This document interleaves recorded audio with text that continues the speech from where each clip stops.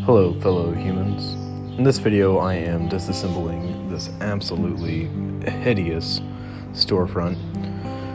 This place used to be a clothes resale company, which I think went out of business somewhere in the late 90s when polka dots were still considered cool.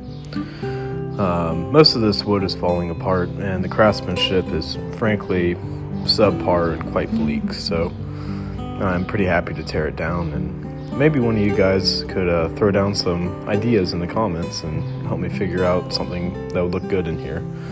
Anyways, sit back and enjoy watching me do a bunch of work.